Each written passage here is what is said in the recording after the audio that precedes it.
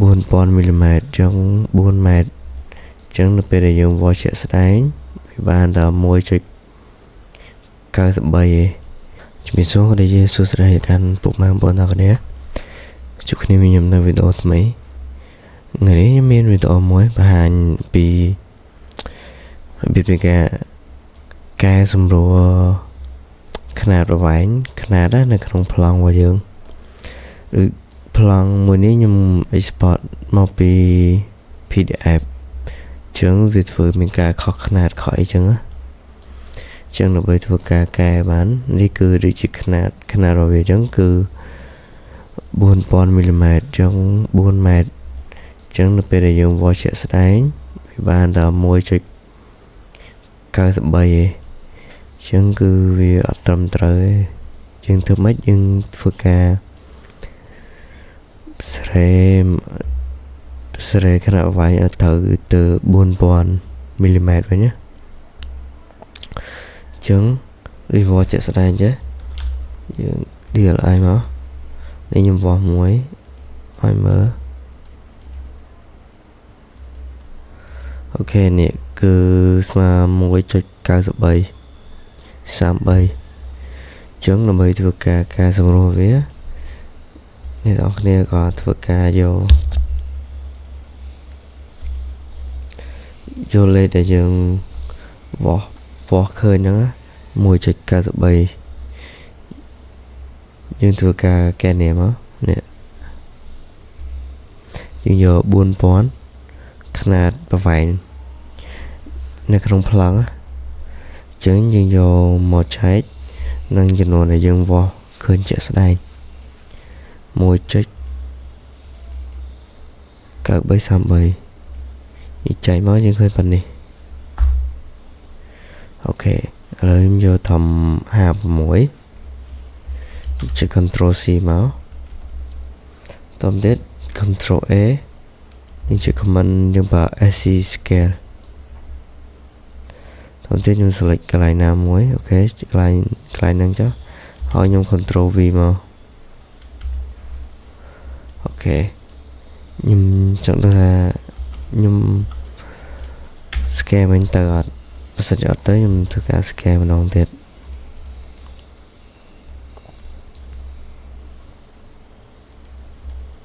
អូខេគឺអត់ទៅទេអញ្ចឹងចុច Ctrl A SC scale មក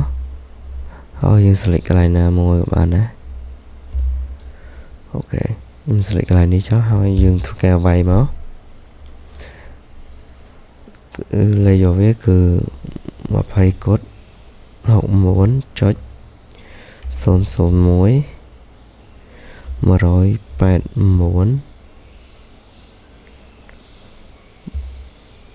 6.5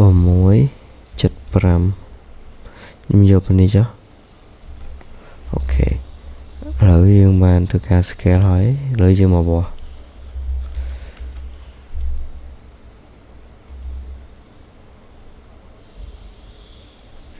អូខេមកទៅខាងនេះចុះអូខេ dimension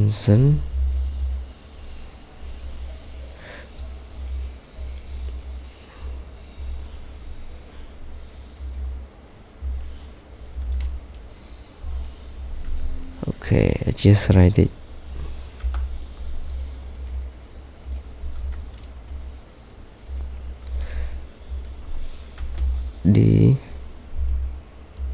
dim style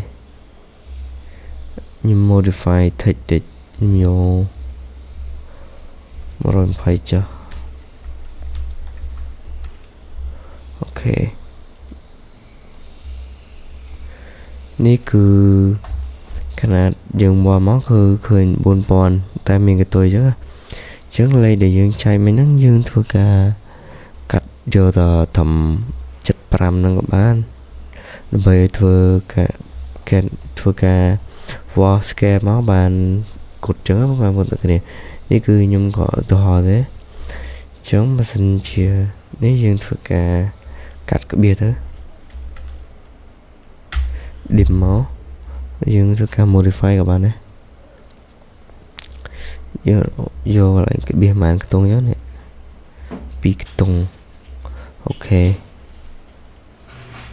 นี่คือโซนปอเจ้าวันนี้ยังตัวการสแกมสาธิตเตอร์พวกมันบนตัวนี้นี่คือมาพิมพ์เพื่อหกปรามจังตะแกวอบุตรเย็ดไปพวกมันบนตัวนี้บางเขิน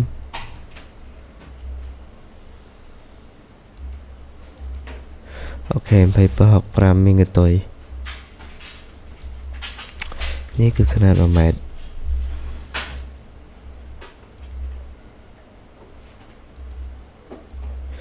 mình cái tốiพวกมันบนตัวนี้จังมันนี้พวกมันบนตัวนี้อาจฝึกการ dimension มั้งยังอาจฝึกการโยธรรมดา